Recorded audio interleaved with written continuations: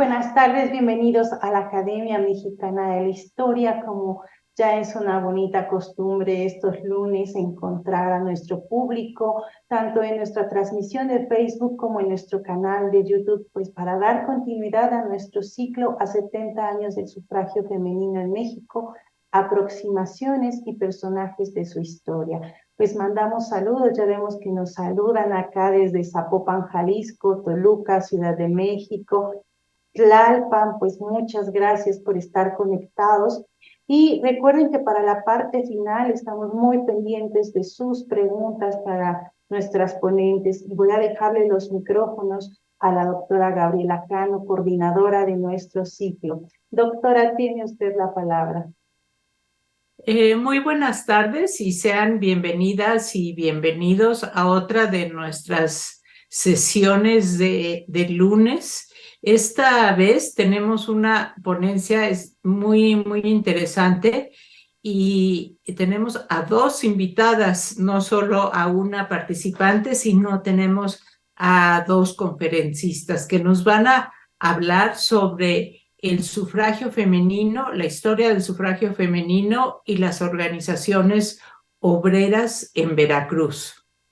Es un tema pues que a mí me interesa muchísimo, pero antes de darles la palabra a las ponentes, bueno, está con nosotros las doctoras Fernanda Núñez Becerra y la doctora Rosa María Espinoso Arrocha. Ambas colegas muy apreciadas, les damos una muy cordial bienvenida esta tarde. Las dos profesoras tienen un extenso currículum, no me voy a detener en todas sus obras, solo diré que la doctora Fernanda Núñez Becerra está adscrita como investigadora al Centro INA de Jalapa y ha trabajado temas relacionados con la historia de las mujeres. Particularmente ha publicado sobre prostitución, sobre la historia de la prostitución en México, y bueno, ese no aparece aquí, pero es el que yo tenía presente. Y también es coordinadora junto con la doctora Rosa María Espinoso de una historia de las mujeres en Veracruz. Este es un libro muy bonito y muy útil que reúne, no sé, una treintena o 40 capítulos muy bonitos, muy bellamente ilustrados con documentos históricos sobre las mujeres en Veracruz desde pues la colonia prácticamente.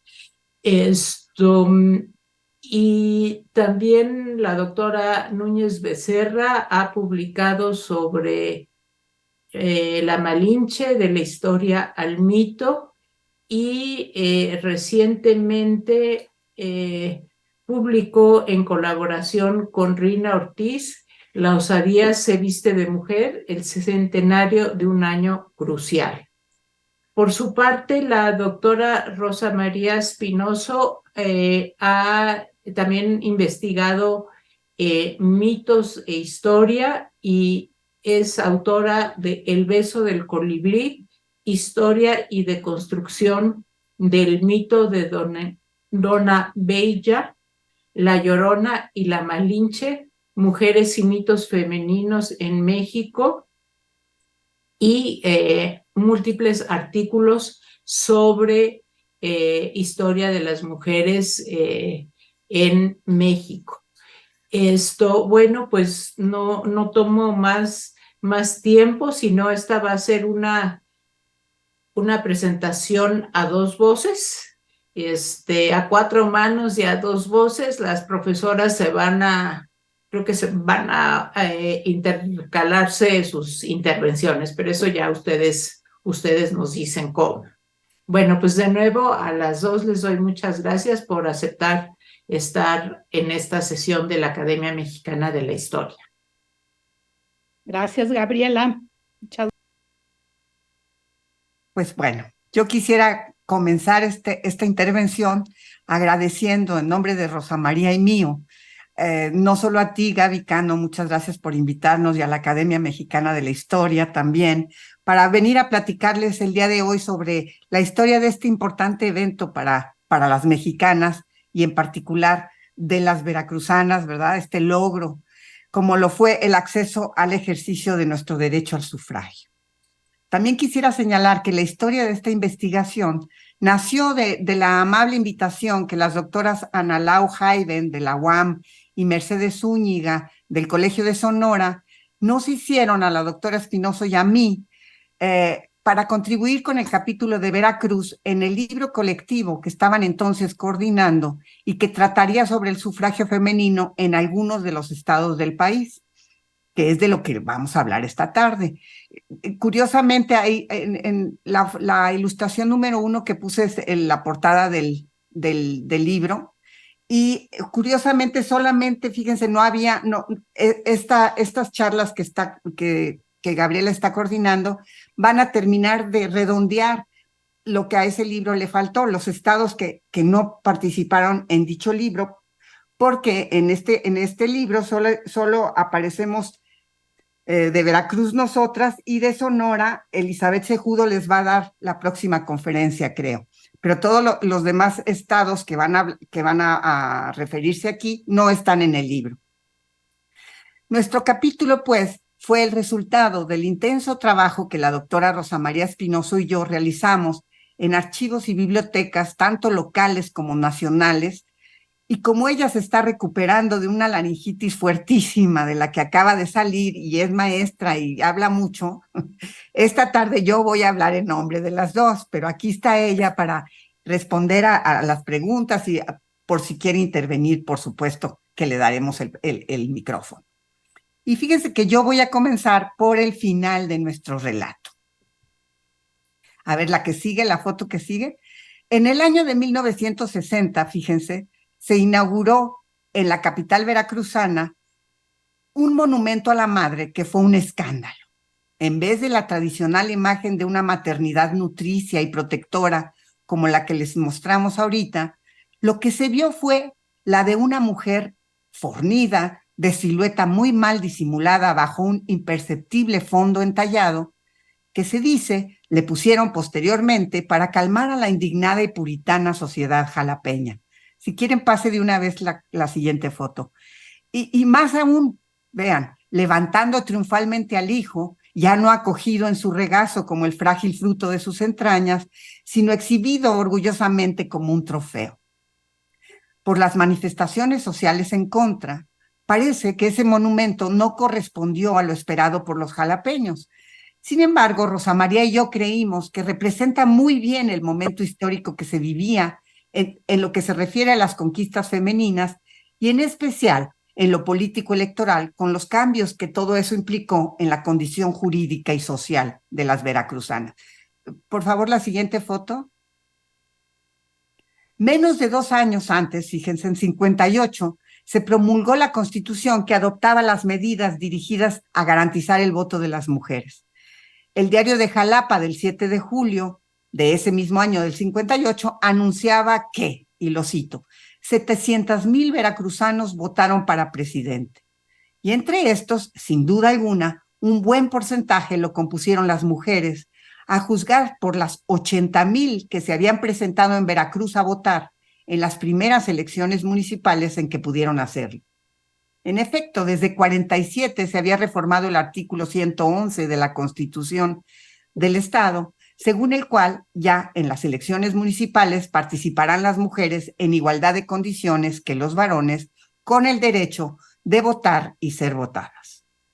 Así fue como entre 1949 y 1952 se fue estableciendo la legalidad y ratificando las elecciones llevadas a cabo en diversos municipios, pues ya alguno era presidido por mujeres o los cabildos estaban ya integrados por regidoras, síndicas, suplentes, agentes municipales, muchas de ellas profesoras.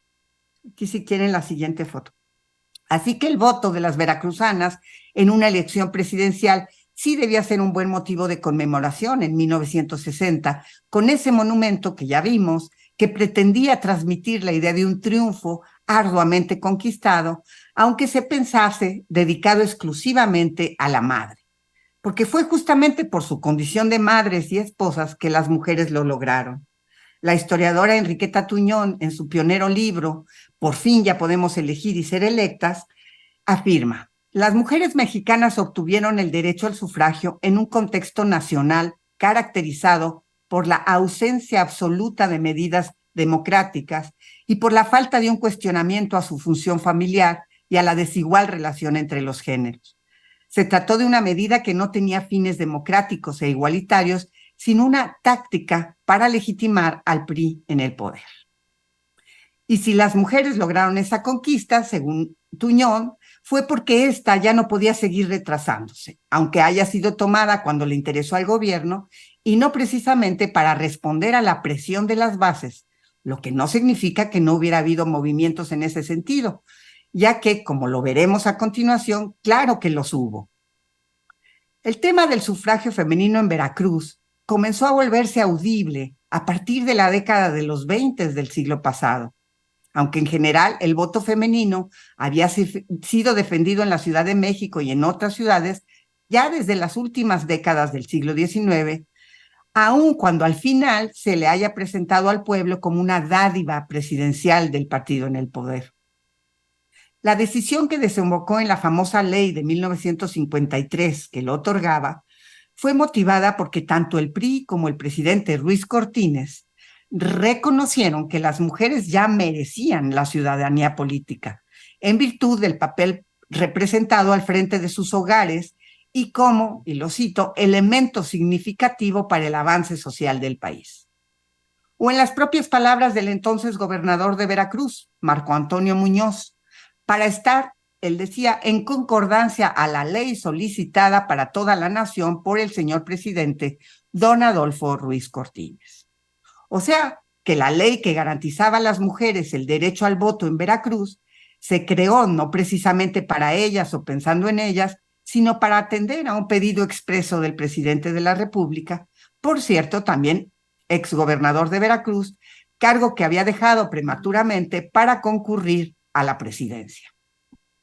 Curiosamente, el mismo Marco Antonio Muñiz también informó entonces el otorgamiento de, lo cito, la mención de honor al gran compositor popular veracruzano Agustín Lara.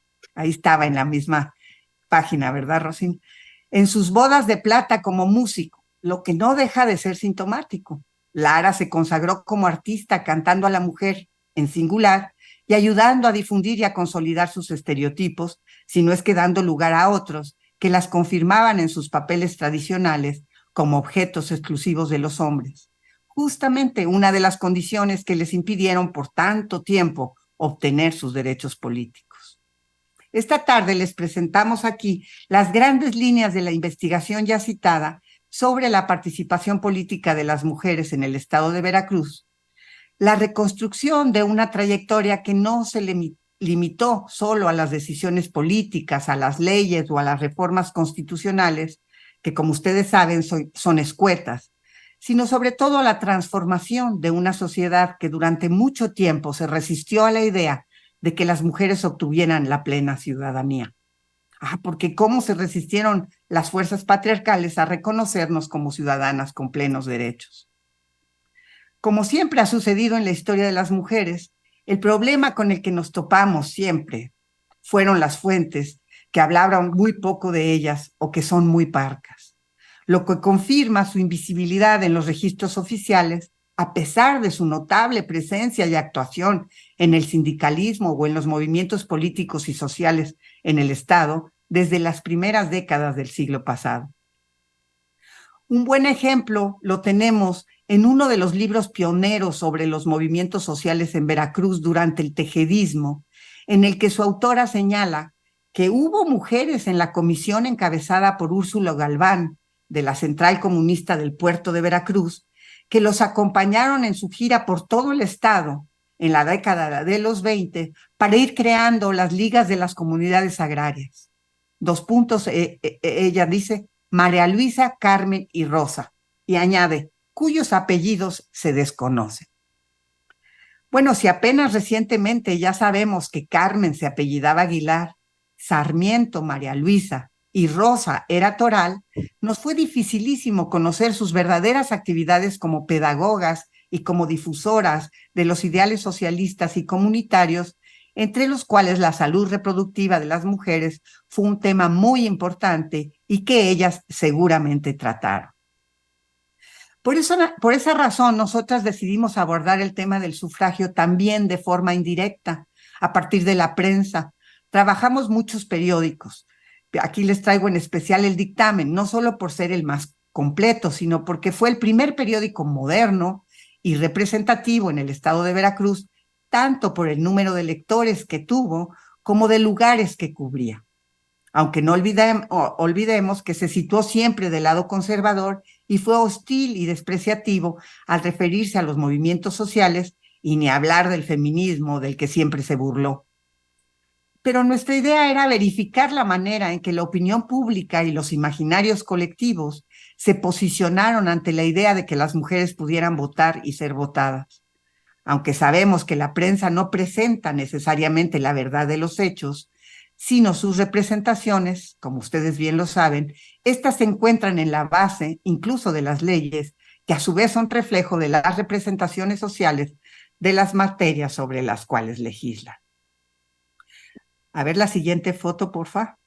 El sufragio femenino tiene una historia muy interesante en Veracruz, aunque sí nos pareció importante recordar aquí que el sufragio no fue unánime ni entre las propias feministas declaradas, que aunque lucharon por la igualdad y por los derechos de las mujeres, a favor de la manumisión, decían las convocantes al Congreso Feminista de 1916, no todas estuvieron forzosamente a favor del voto.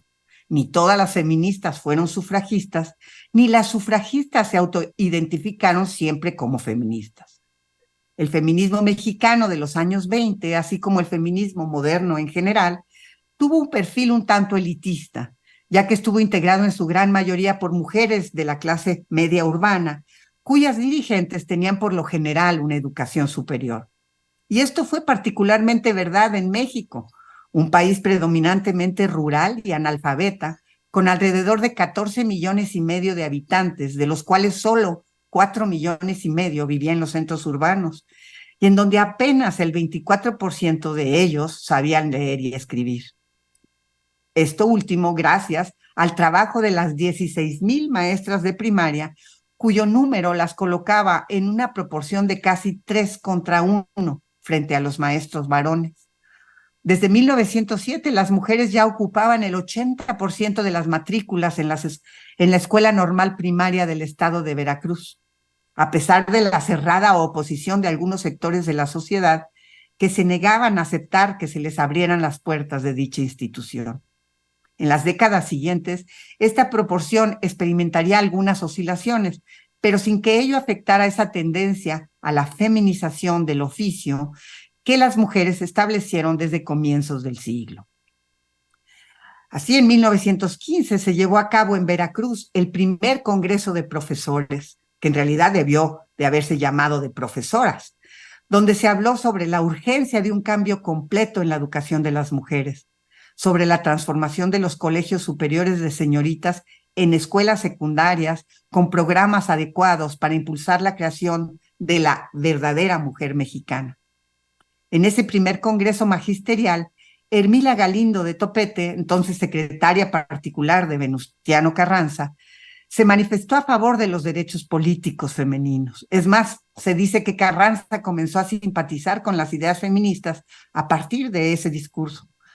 Pero la actitud individual de una feminista militante, comprometida con el movimiento constitucionalista, que habló en un evento que congregaba a profesoras, tenidas en esa época como representativas de la intelectualidad femenina, no reflejaba forzosamente las demandas de sectores más populares de la sociedad, ni tampoco sus necesidades.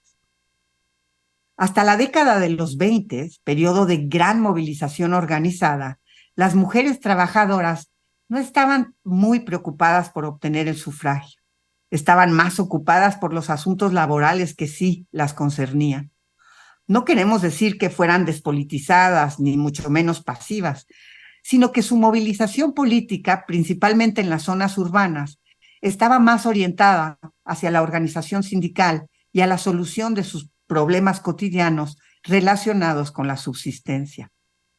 Así nos lo mostró la prensa veracruzana, en especial la porteña, que arrojó un número bastante grande de noticias sobre paros, huelgas, marchas y movimientos de mujeres en pro de sus derechos, pero en los que no hemos encontrado aún menciones específicas al tema del voto. Les daremos tan solo algunos ejemplos, porque de cada uno de ellos da para dar una ponencia separada. Sabemos, por ejemplo, que María Luisa Marín, compañera del famoso dirigente del Sindicato Rojo Inquilinario, Herón Proal, estuvo al frente de ese sindicato cuando él fue hecho prisionero, como lo informó en 1925 el dictamen, que dice así: María Luisa Marín, que en nombre de Proal sigue manteniendo la agitación inquilinaria, fue detenida el día de ayer.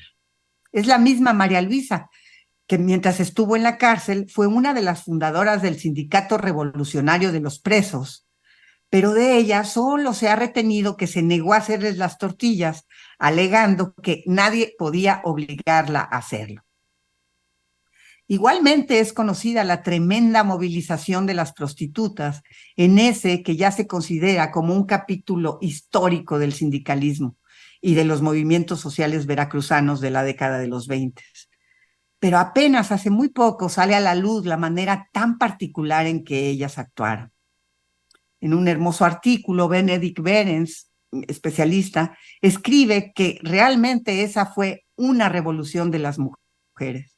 Las prostitutas detonaron la famosa huelga inquilinaria, rechazando el altísimo costo de los cuartos que ellas rentaban y por los que pagaban entre 5 y hasta 8 pesos al día, imagínense ustedes.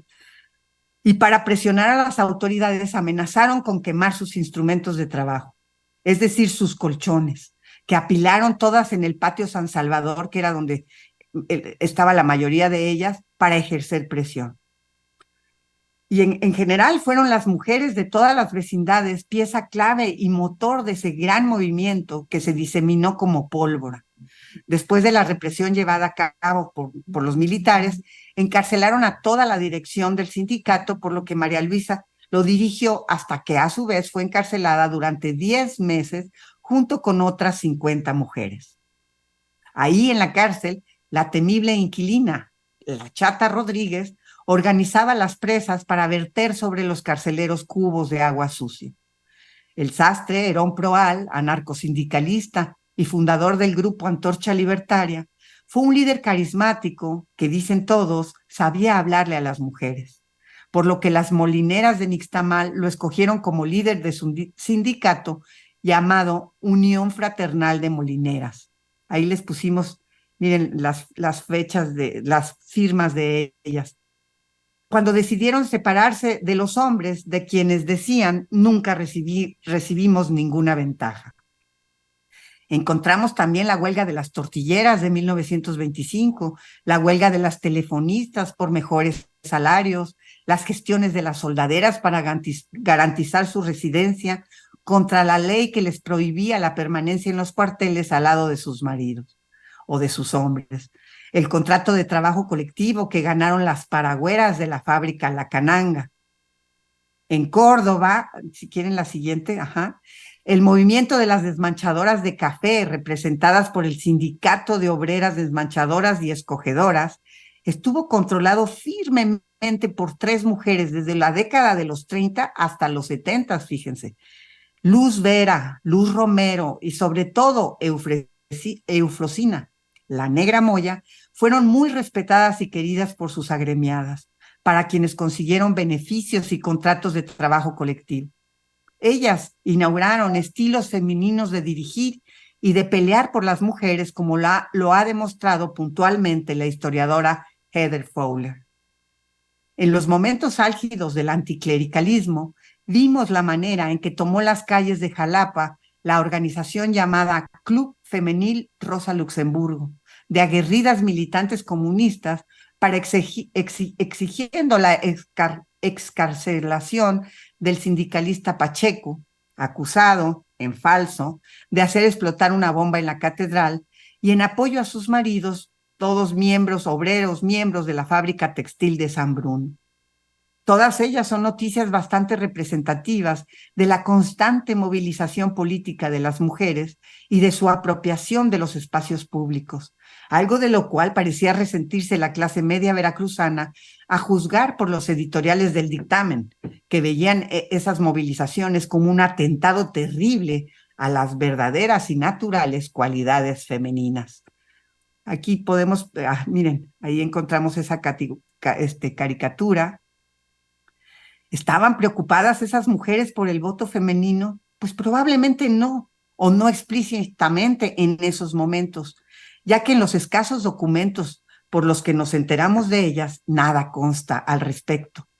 Sin duda tenían asuntos mucho más urgentes e inmediatos que resolver, pero nada nos impide pensar, ante las actitudes tan aguerridas que adoptaron en la defensa de los mismos, que serían ellas las que, llegado el momento, acudirían a las urnas. Según el machacón dictamen, el voto femenino no era tema de debate entre las veracruzanas, lo que no significa que no hubiese feministas en Veracruz que lo defendieran, pero bueno, no eran muchas. Un caso excepcional fue nuestra entrañable tlacotalpeña Salomé Carranza, ferviente constitucionalista y una de esas ideólogas anónimas de las que hablamos, que según Rosa María Espinosa, aquí presente, quien la ha rescatado y ha escrito 2 bellos artículos sobre ella, se refugiaba bajo un seudónimo. Sabemos que en 1915 le escribió a Hermila Galindo desde Tlacotalpan como respuesta al llamado que Hermila había hecho a las mujeres desde un periódico del puerto de Veracruz, en el cual las convocaba a unirse en pro de sus derechos. Salomé Carranza se volvió asidua colaboradora de su famosa revista La Mujer Moderna, y ya en el número 7 de esa revista aparecía como integrante del grupo de colaboradoras permanentes junto con su hermana María de Jesús. Ambas habían fundado en Tlacotalpan un club literario al que llamaron Josefa Murilla, en honor a la ilustre poeta tlacotalpeña, y en el que, de acuerdo con Salomé, hacían labor feminista. Su órgano oficial de difusión fue la revista Dulcinea, de la que no hemos logrado localizar ningún ejemplar, desgraciadamente. A juzgar por los artículos que Hermila le publicó, sus ideas eran de un anticlericalismo radical que abrevó de los principios del feminismo socialista europeo. A diferencia de Hermila, para quien la ciudadanía era innecesaria, ya que la mujer podía realizarla desde su hogar, en donde tenía un terreno fecundo y los medios propios para ello, para Salomé el hogar era una prisión que encerraba a las mujeres, el matrimonio una verdadera esclavitud, que ella escribe, que ellas se habían acostumbrado a ver como su tabla de salvación. El matrimonio, la iglesia, la ignorancia habían marginado a las mujeres de la participación política. No sabemos cómo ni cuándo terminó la trayectoria ideológica e intelectual de nuestra radical Salomé, pero al igual que ella, otras veracruzanas, como la periodista Artemisa Sáez Royo, amiga de Hermila, o la profesora Guadalupe Ward, participaron activamente en los movimientos feministas de su época. Ambas estuvieron en el segundo Congreso Feminista de Yucatán, el que se llevó a cabo también en 1916. La señorita profesora Ward fue atendiendo a la galante invitación que le dirigió el gobierno yucateco. Asistió como delegada oficial del estado de Veracruz, para lo cual fue formalmente nombrada por el gobernador general Heriberto Jara. Y dice, amante de toda idea tendiente a levantar, así como a dignificar a la mujer, según informó la prensa veracruzana.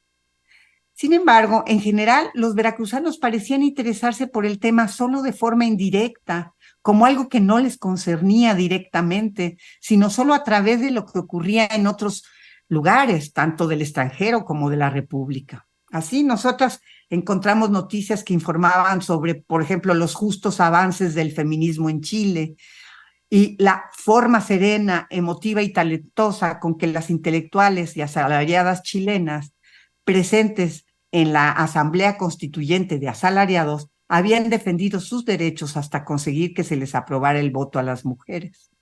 o la aprobación del voto de las francesas en sus propias elecciones cantonales, así como de las chiapanecas, pero no vimos nada de lo que a ese respecto se pensaba y se sentía en Veracruz. Es elocuente la cobertura que el dictamen hizo del Congreso Feminista de la Raza, que se realizó en julio de 1925 en la Ciudad de México, a donde envió a un corresponsal exclusivo que se ocupó de registrar paso a paso las sesiones, principalmente en sus detalles más descalificadores, y para los cuales no faltó la mofa, la ironía y el moralismo. Todo indica que a ese congreso no asistieron delegadas veracruzanas, ya que de haberlas, el periódico no habría dejado de registrarlas, como lo hizo con las de Yucatán, Tabasco y Campeche, estados que estaban entonces gobernados por la izquierda y tenidos como la vanguardia del feminismo.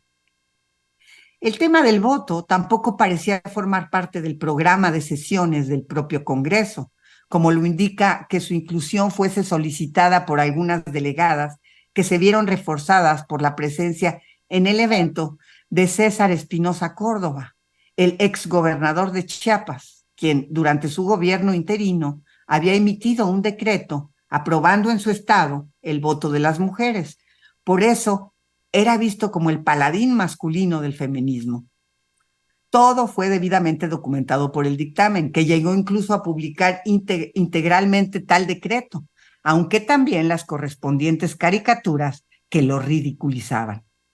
La propuesta de inclusión del tema del voto fue objeto de los más acalorados debates, entre las que lo apoyaban y las que se oponían. Estas últimas defendiendo que las sesiones deberían atenerse únicamente a lo que estaba previsto en el programa y que el tema solo entraría si sobraba tiempo, o sea, nunca. El tema se volvió cada vez, sin embargo, más visible y estuvo en la mira de los movimientos feministas, o al menos de los que apoyaban el voto de las mujeres. Hacia los años 30, el tema del voto ya era recurrente en los periódicos de algunas ciudades de Veracruz, como en Orizaba, lo que era sintomático por ser ese un importante centro fabril con gran contingente de obreras y de obreros. El periódico Alborada, por ejemplo, publica regularmente artículos firmados por la feminista Leonor Lach o por Casta Mabel de Duermés, en los que defendían y argumentaban que las mujeres tenían derecho a ejercer todas las actividades sociales, políticas y científicas del hombre, porque el concepto hombre estaba integrado por ambos sexos, que eran complementarios. Desde 1935, el PNR había autorizado que las mujeres trabajadoras y campesinas del estado de Veracruz, organizadas dentro del partido, participaran en las votaciones internas para designar comités municipales y autoridades de los ayuntamientos. Así, el movimiento femenino no solo ganaba terreno dentro del Partido de la Revolución, sino que las organizaciones independientes también cobraban fuerza. En ese mismo año se constituyó el Frente Único Pro Derechos de la Mujer, cuya secretaria general fue la famosa Cuca García, trabajada por nuestra querida colega Verónica Oiquión, que reunió, fíjense, a 800 agrupaciones femeninas de todo el país con cerca de 50,000 afiliadas. Reunió a grupos y mujeres de diversas posturas ideológicas, pero todas con el objetivo de conquistar el derecho al voto y a ocupar cargos públicos. Y aunque el presidente Cárdenas fue muy favorable a la inclusión de las mujeres a la vida pública mexicana, en 1937, en un mitin de la Confederación Femenina Mexicana en el puerto de Veracruz, anunció que pronto publicaría, y lo cito, la iniciativa que incorpora a la mujer en toda su función social y política. Durante su gobierno, los derechos políticos femeninos entrarán en las discusiones a nivel federal y si bien el voto fue aprobado en teoría, quedó pendiente su reglamentación. Las mujeres organizadas montaron una campaña impresionante para obtener el derecho al voto, tanto así que a finales de 1939 parecía que México sería el primer país hispanoamericano que lo lograría, pero no fue así, pues la mayoría de la opinión pública seguía estando en contra. No se imaginan la violencia que desataba la sola mención de la igualdad entre hombres y mujeres. Como dijimos al principio de nuestra intervención, en 1947 la Gaceta Oficial del Estado de Veracruz informaba que en las elecciones municipales ya participarán las mujeres en igualdad de condición que los varones. Así, entre 49 y 52, a todo lo largo de la entidad veracruzana, se ratificó la elección de presidentas municipales, así como a las regidoras, síndicas, agentes municipales, integrantes ya de los cabildos. En esta carrera por la obtención del voto, pudimos detectar entonces esas dos líneas de actuación. Por un lado, las teóricas, cuyas representantes se expresaron a través de los periódicos, en los que escribieron muchas veces bajo seudónimos, y por el otro lado, las militantes, que lo hicieron desde sus asociaciones, desde los sindicatos, y que si bien no siempre se manifestaron explícitamente sobre el voto, eso no significa que cuando llegó el momento no lo apoyaran. De las filas de esos ejércitos de maestras y de trabajadoras organizadas, salieron las futuras electoras y candidatas que se presentaron a votar y a ser votadas, previamente empadronadas y ya fogueadas en la militancia, en donde habían percibido el significado y el valor de su voto. Las mujeres obreras votaron en gran número, decía de las de Coatepec, un periódico en 1949, que informaba, además, que lo habían hecho a favor de un candidato que contaba con gran simpatía entre ellas, porque se preocupó en que se les dotara de una maternidad y de mejores condiciones de trabajo. O sea, al votar estaban conscientes de quién y qué les convenía. Y si eran ellas las principales electoras, era porque ya habían practicado el voto en sus propios sindicatos. De ahí que extender ese ejercicio hacia los representantes políticos, cuando lo creyeran justo y tuvieran oportunidad de hacerlo, debe haber sido solo un paso.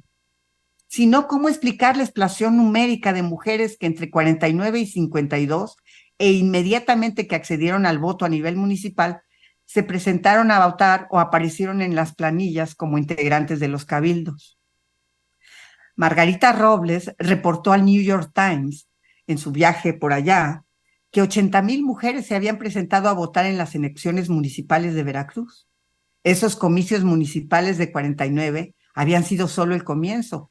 El siguiente paso habría de venir en 52, cuando los periódicos publicaron ufanos que Veracruz figuraba entre los primeros estados del país en aprobar la iniciativa presidencial para la reforma constitucional a favor del voto de las mujeres. En 55, previa a las elecciones para gobernador, la campaña de empadronamiento había arrojado un número impresionante de mujeres que respondieron a él masivamente. De nuevo se informaba que en Veracruz había superado a todas las entidades del país en número de empadronadas. En una histórica asamblea de 1952, cuando más de 20,000 mujeres de todo el país le ofrecieron su respaldo y solicitaron el derecho al voto, Veracruz estuvo representada por Angelina Cerecedo, quien, cuando estuvo al frente del sector femenil del PRI, había visto la victoria de la primera mujer electa presidenta municipal en su estado, en Veracruz. Ahí militó desde muy joven ella, Angelina Cerecedo, quien había incursionado primero en los movimientos sindicales que le permitieron después impulsar la creación del Sindicato de Trabajadores del Estado de Veracruz, fíjense. Dirigió después el sector femenil del PRI. Ya hacia 1940, la cuestión del voto parecía tan irreversible que todos los partidos lo asociaron a sus lemas de campaña. Después de la temprana muerte de Angelina, fue la profesora Victoria Navarro Chanén quien dirigió la acción femenil del PRI en el estado, y Margarita García Flores le dio un fuerte impulso a la campaña por el sufragio para las mujeres, llegando a ser regidora en el ayuntamiento de Jalapa. Poco a poco, las electoras fueron conquistando las primeras páginas de los periódicos. Según el dictamen el diario de Jalapa, los partidos políticos andan a la greña por el voto femenino. Bueno, nos gustaría concluir afirmando que desde comienzos del siglo XX las veracruzanas han luchado por estudiar y por ser aceptadas en las escuelas, por trabajar en las fábricas, en las oficinas, por obtener mejores salarios y condiciones laborales y de vida dignas, así como por ser dueñas de su cuerpo. Como en el resto del país, el hecho de volverse visibles e incursionar en los espacios hasta entonces prohibidos, enfrentando ancestrales prejuicios patriarcales, le dio a las veracruzanas la posibilidad de volverse sujetos de su propio destino. Y si hoy miramos hacia atrás, podemos ver lo mucho que hemos avanzado. Sin embargo, no podemos bajar los brazos, pues aún nos falta un buen trecho para lograr la completa igualdad entre los géneros, así como la justicia social para todas y todos. Muchas gracias. Porque pues ahora lo que nos corresponde es iniciar el diálogo con el público, plantear preguntas o comentarios que alguien quisiera hacer sobre este recorrido tan sustentado, tan amplio, de las mujeres trabajadoras en Veracruz y su relación con la política, la politización de los movimientos obreros y pues sí, el sufragio en este estado de la República.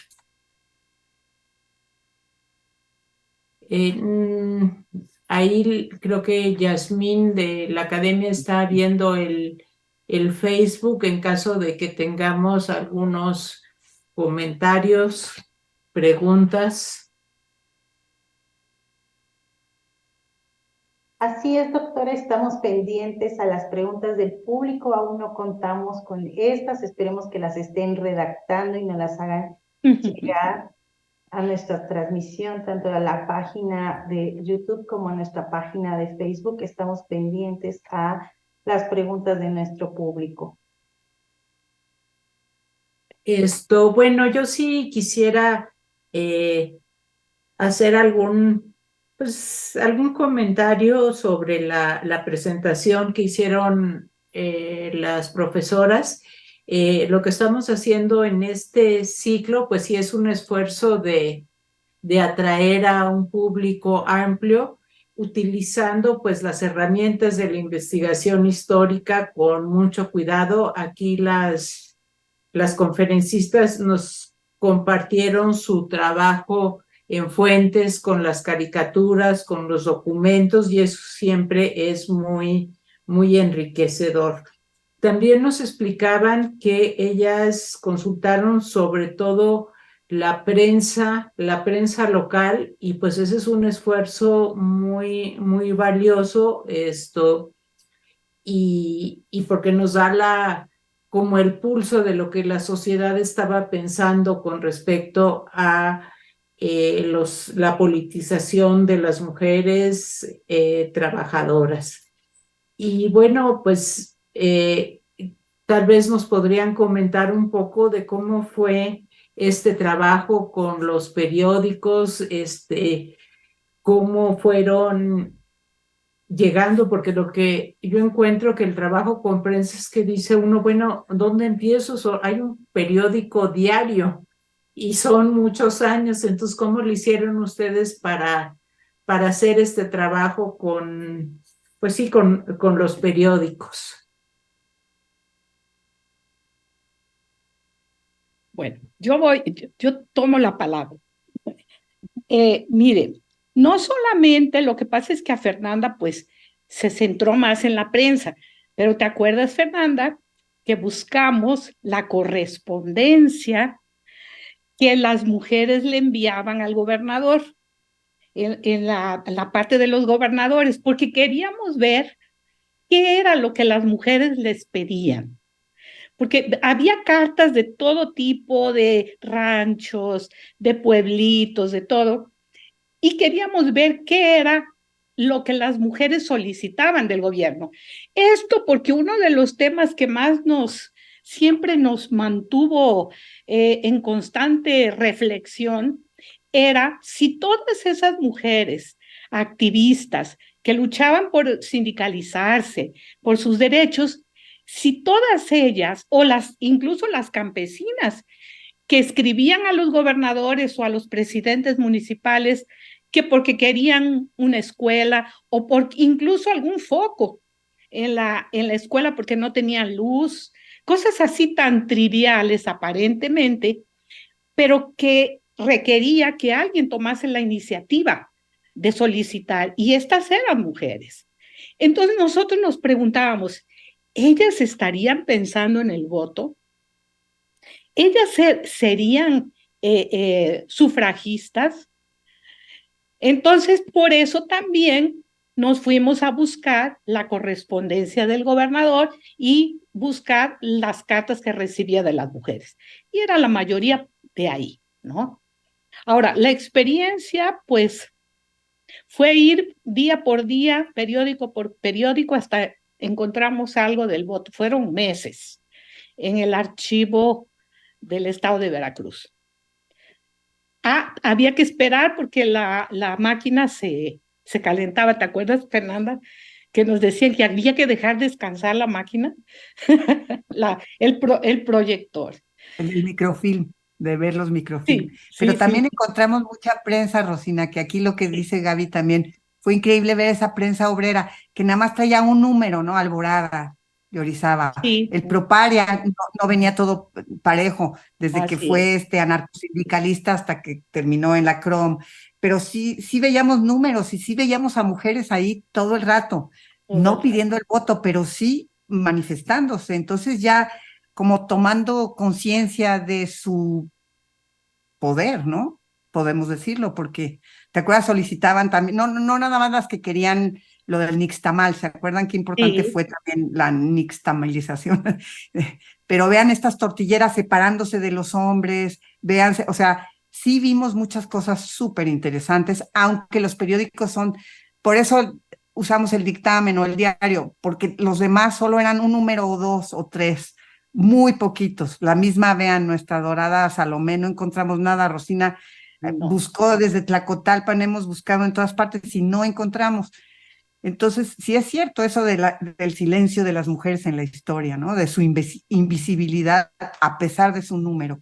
Y sí nos encantó esa fuente que dice Rosina. También fuimos a la AGN y también vimos las cartas a Cárdenas y, o sea, pudimos escribir un libro y no lo hemos hecho porque encontramos cosas muy bonitas y Y nada muchas. nos impide pensar que esas mujeres que escribían sus cartitas solicitando una toma de agua, un poste de luz enfrente de la escuela, fueran las que se presentaron a empadronarse primero y después a votar. O sea, ellas ya estaban fogueadas en lo que significa pues la militancia, ¿no?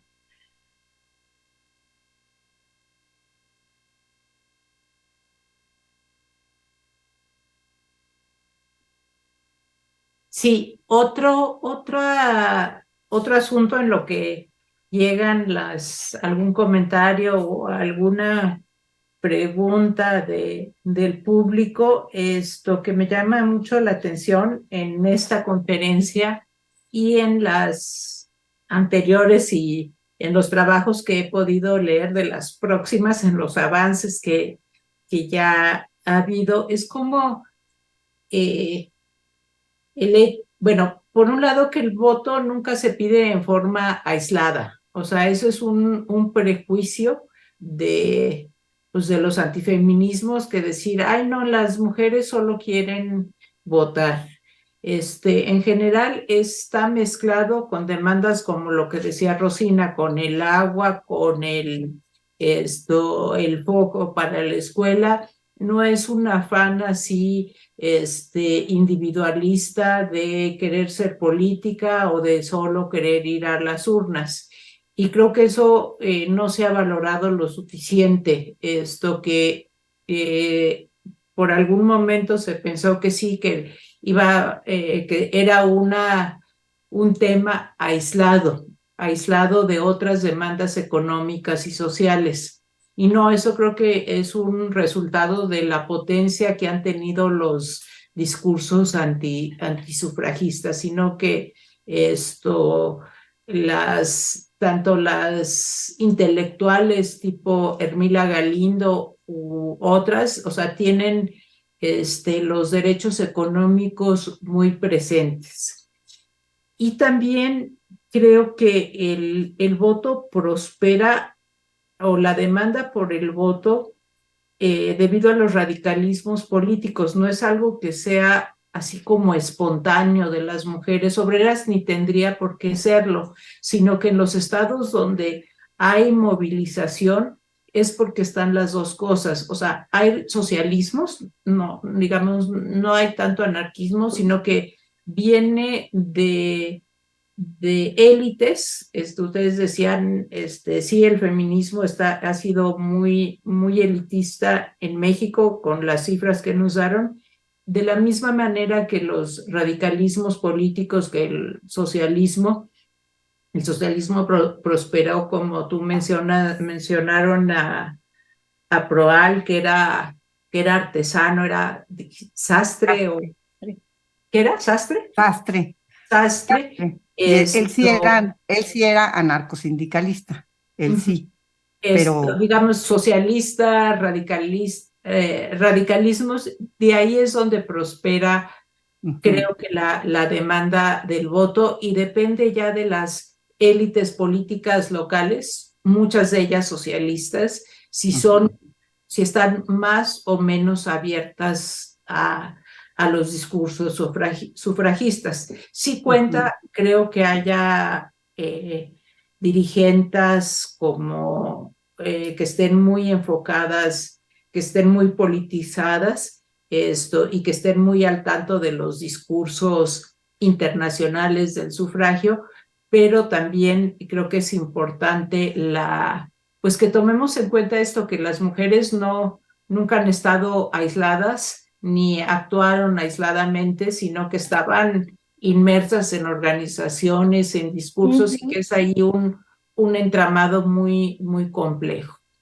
Y bueno, aquí hay una pregunta de uy, espérenme, ya están llegando las preguntas. No estoy segura de quién es, pero dice: estimadas doctoras, me gustaría saber si ustedes han estudiado la participación femenina en los años de su investigación y la actualidad en términos cuantitativos. Ahora, en términos proporcionales, ¿votan más las mujeres o se ha reducido la participación de las mujeres? Esa es una pregunta. Creo que la pregunta es si existen datos sobre el porcentaje de mujeres que toman parte aquí dice, en participación de la mujer, en participación electoral, si las mujeres van a las urnas en una mayor proporción que los hombres. Hoy, ¿verdad? Él está preguntando hoy. Pues no está muy claro. Yo creo que en la historia y hoy.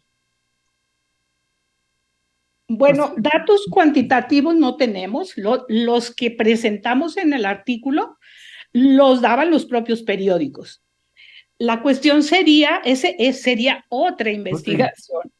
Interesante, Y para ver, no sé si en el Instituto Nacional Electoral y si para la época, porque esto no existía, si se habrán pues guardado esas cantidades, esos porcentajes. Para la época no los encontramos, no teníamos. Y como les digo, los aproximados que aparecen en los periódicos, 80,000 y en fin, pues son eso, aproximados, ¿no? Y son noticias. Por eso dijimos muchísimas, no pusimos números exactos, porque no los tenemos. Bueno. Además era el PRI, ¿no? Sería el PRI, tendríamos que ir al También, PRI sí, a buscar también. ahí. Es otra investigación. Yo recuerdo cuando leímos el libro del PRI, de las mujeres en el PRI, que sí traen datos ellos, pero ¿estarán bien? ¿Serán buenos? O sea, esa es otra investigación interesante, no cabe duda. Y comparar si ahora votamos más o menos, o sea, sí es interesante, ¿eh? Me parece una cuestión interesante, pero no la tocamos. Sí, ahora creo que no se registra en el momento que se va a votar, no se registra de quién es un voto, sino nada más se sabe Votó.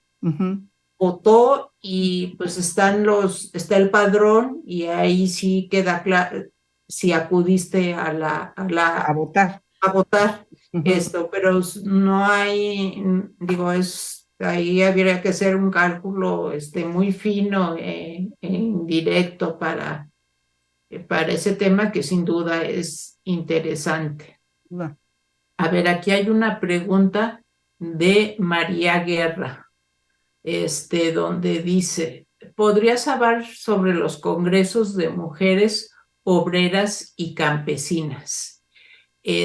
Me imagino, la pregunta es escueta, me imagino que se refiere a los 3 congresos de obreras y campesinas que hubo a principios de la década de los 30, creo que fueron 31, Mm. 33 y 34, los 2 primeros en la capital del país y el tercero en Guadalajara.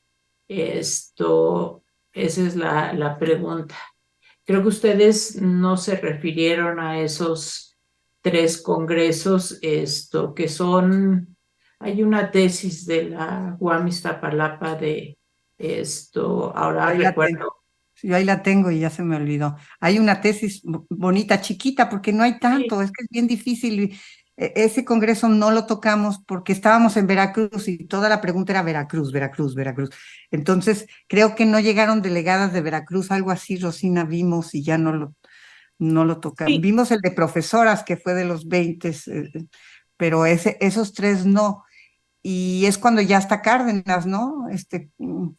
no, es antes de Cárdenas, Es 31, sí, sí, sí, sí. es en la primera mitad de Sí. la década estos congresos pues tienen que ver, creo yo, más con la formación del PNR en 29 y Mm. con em, dirigentes como Florinda Lazos León, que fue diputada por Chiapas y que después se volvió dirigente nacional del PNR y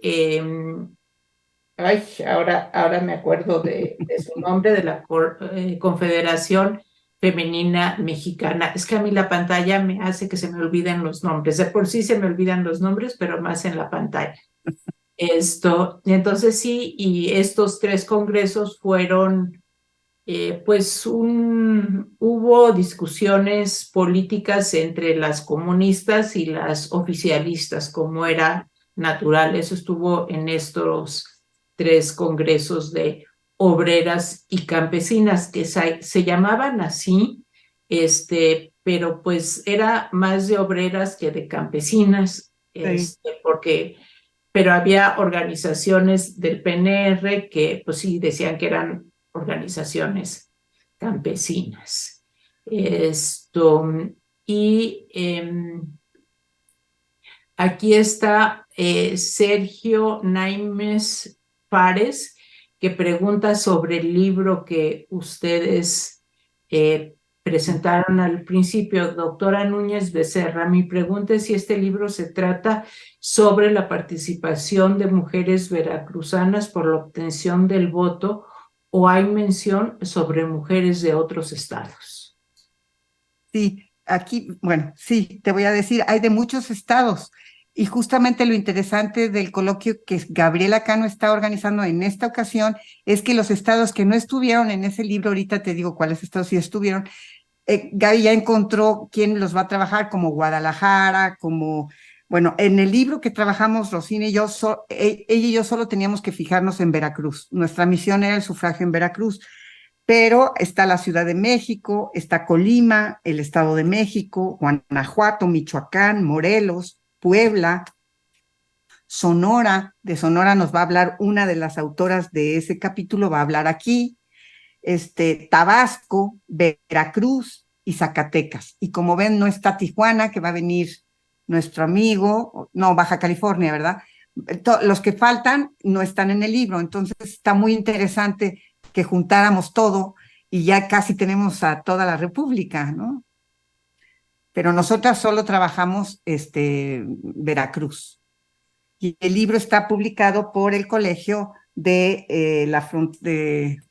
¿qué? La Frontera Norte, ¿cómo? De Sonora, el Colegio de Sonora. Y bueno, creo que esas son todas las preguntas. Hay otro punto que yo quisiera agregar un poco también en preparación de las siguientes sesiones.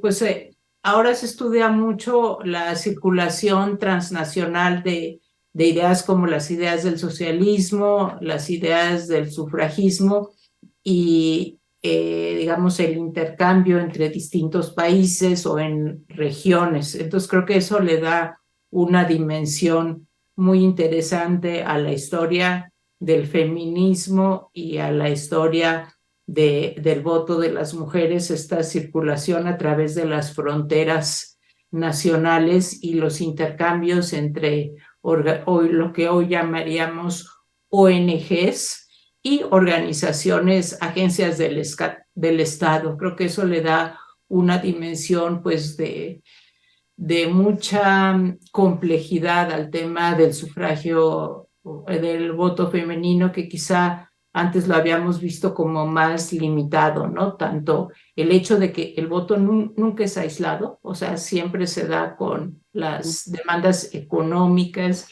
y sociales y que forma parte de intercambios, pues, globales, donde la historia de América Latina pues tiene una importante presencia, como lo han mostrado pues trabajos como Catherine Marino y otras que, bueno, no están aquí porque esto es sufragio, voto de las mujeres en México. Pues tenemos ya poco tiempo, pero todavía podríamos tener algunas preguntas más. Fernanda.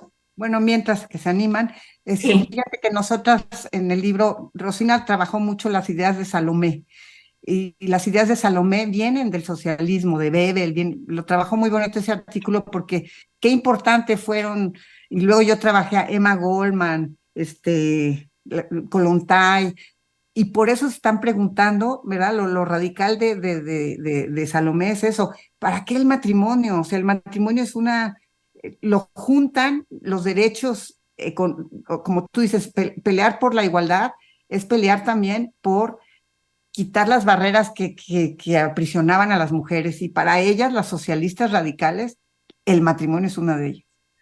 Entonces están por el amor libre, están por no tener hijos, por eso también son neomalthusianas, o sea, es muy interesante, y sí llega a México.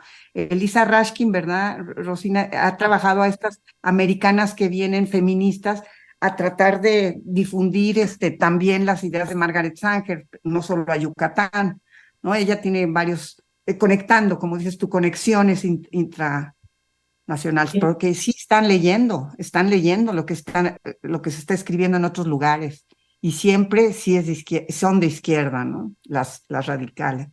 Sí, aquí, bueno, quizá Rosina nos quiera comentar más de esto de la lectura de Bebel, que también Bebel es clave en Hermila Galindo. De hecho, la ponencia que se llama La mujer en el porvenir, pues viene de los subtítulos del libro de Bebel, que es, creo que, La mujer en el pasado, en el presente y en el porvenir. Y hacen ahí Hermila no era socialista propiamente, pero hace un eclecticismo donde toma pues de muchas autoras, de muchos autores, para hacer una elaboración propia. Eso creo que es lo que es muy interesante. No sé, Rosina, si nos quieras en el caso más. de Salomé, me llamó la atención precisamente la forma como cita pues fragmentos de estos autores. A la única que cita nominalmente va a ser a pues esta mujer que, para variar, se me olvida el nombre, que casi la fusilaron, casi la iban a... Y que compara a Hermila Galindo con ella, o sea, más bien las equipara, ¿no? Luisa, la francesa. Luis Sí, Michel, Luis Michel. Louis Michel, Luis exactamente. Michel. Ajá. Ahora, de los otros, eso yo inferí por la forma como usa esas ideas, ¿sí? Y las va colocando en sus artículos. No Ujú. sabemos qué fue de Salomé. Bueno, por cierto, ya me cedieron una fotografía de ella con otras dos muy conocidas. En alguna entrevista del dictamen, la van a describir rápidamente y dicen una morena de mirada penetrante. Sí. Entonces, pero ya había salido el artículo. Entonces, bueno, tengo la foto y lo que vemos en realidad en la foto con las otras dos es una morenita, se ve que es chaparrita porque está muy... Y de mirada penetrante, en realidad yo lo que veo es una mirada como que huidiza, como que no quiere encarar la cámara y como que así, más bien tímida, Tímida. pero sí morena, morenita. Es lo máximo que he adelantado con relación a Salomé, pero Pues, sí, son muy presentes sus ideas socialistas. sí, y perdón, síguele, Sí, sí, sí. incluso en algún momento habla de la esclavitud de la mujer, pues que es, ahí tenemos a John Stuart Mill, ¿no? Ujú. Sí, pues también John Stuart Mill, que está muy presente en Hermila Galindo, muchas veces no está citado, sino que a veces sí abiertamente, pero otras lo hace, que es pues el matrimonio como una esclavitud y como una cárcel. Y bueno, sí, estas mezclas originales, eclécticas, donde vienen ideas religiosas, Ay, imágenes, digo, Hermila Galindo está llena de imágenes bíblicas al lado de ideas de Bebel, ¿cómo se llamaba Bebel? Augusto. Augusto Augusto. Bebel. Augusto Bebel, él escribió un libro clásico sobre, anterior a Engels. Engels toma muchas de las ideas de Bebel, en 1868, creo que es el libro de Bebel, sobre la situación de la mujer pues en las sociedades europeas. Eh, ¿Alguna pregunta, algún comentario adicional?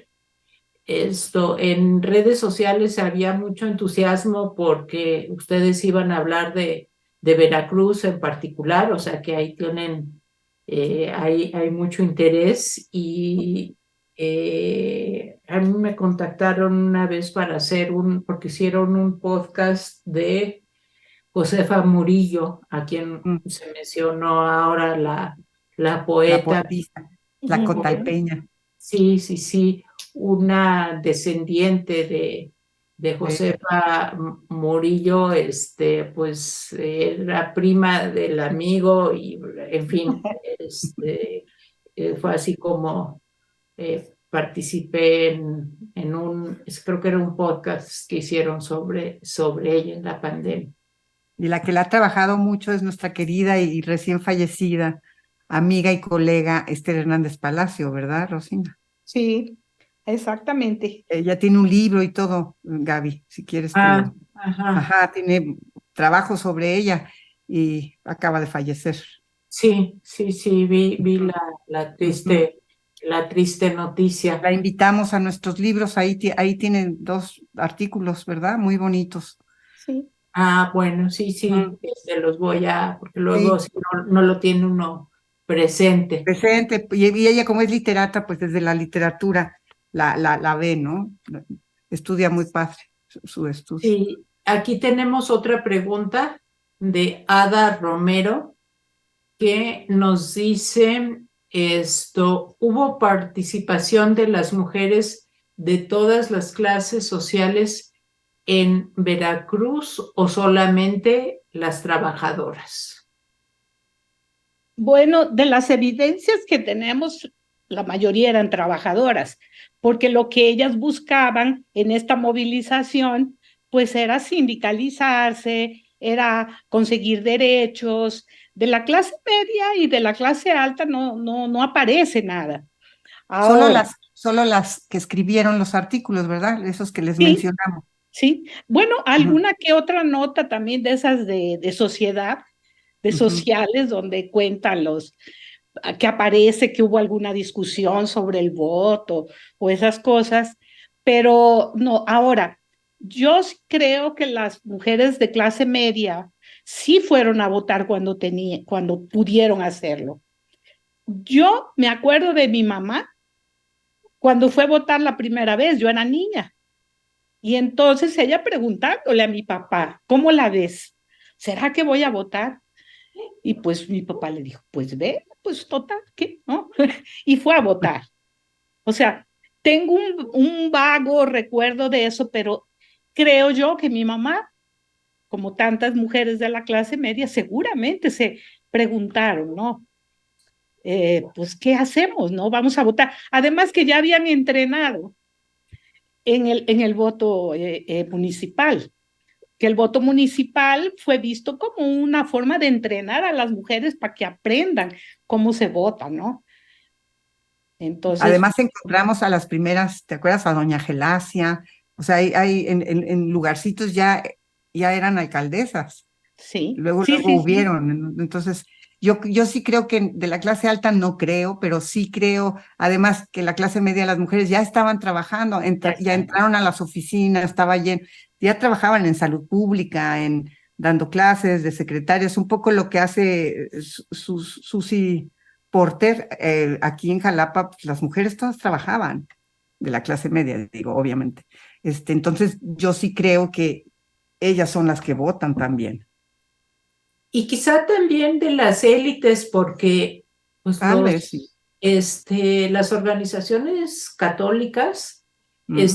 sí promovían la participación de las mujeres en asuntos públicos, incluso con el voto, digo, para promover una agenda conservadora. Los estudios, digo, se ha estudiado más a las La mujeres izquierda. liberales y de izquierda, pero la Aquí, mayoría eran Rosina y católicas. yo encontramos, fíjate, cartas, ¿te acuerdas, Rosina? Ahí al gobernador de católicas defendiendo a sus Sí, iglesias y a sus párrocos, escribiendo grandes cartas, encontramos unas muy bonitas, ¿verdad, Y ya sí. de mujeres muy fuertes demandando que respetaran a los curas, que el fulanito, que la iglesia, o sea, cuidando a sus iglesias.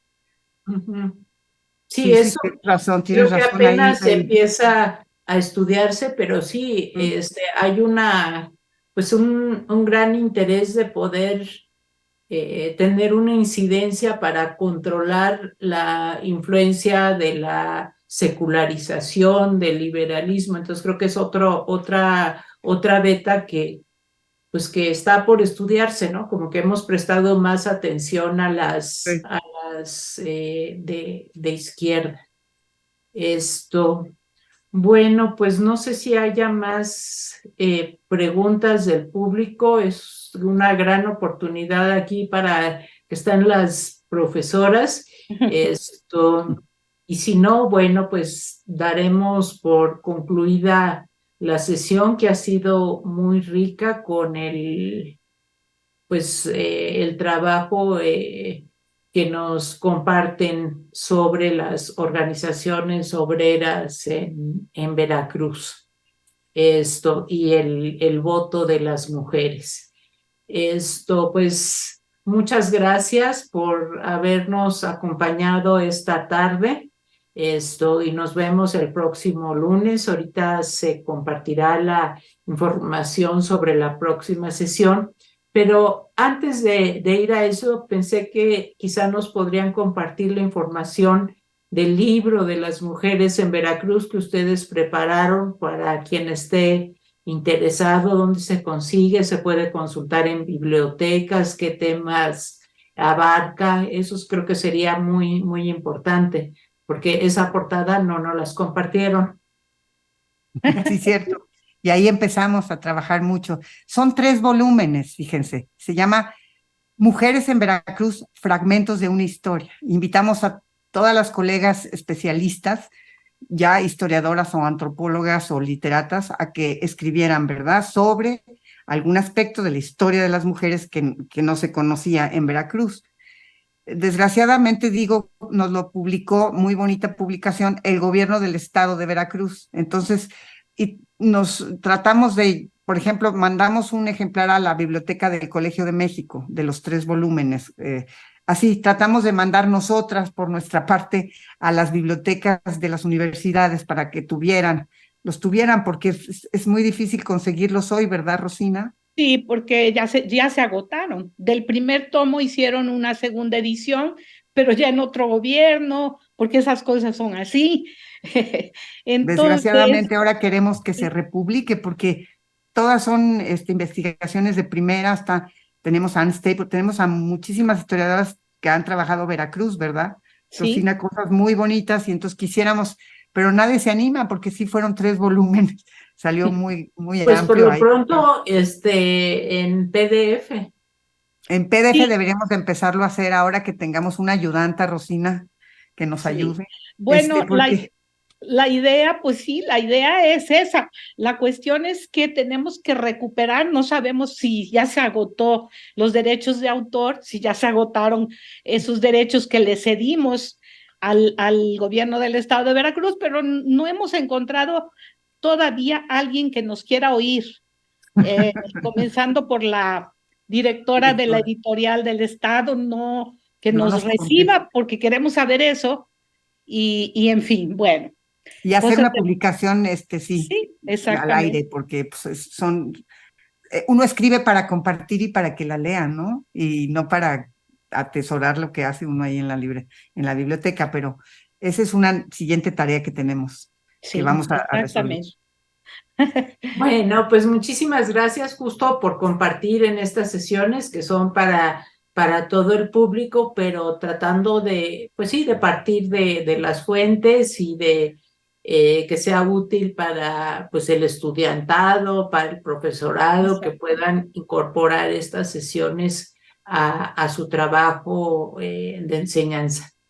Bueno, pues muchas gracias y creo que terminamos la sesión de hoy aquí y nos vemos el próximo lunes. Nos vemos el próximo lunes. Gracias, Muchas Gabriela, gracias a gracias ustedes. a tu Hasta equipo, luego. Gracias al equipo y gracias a ti, Gaby. Y adiós, es amiga. a quienes nos escucharon. Chao, chao. De Chao. los 2 extremos, de Jalapa y Lagos de Moreno, Sí. nos despedimos. Chao, Fer. Chao. Chao. Chao, chao.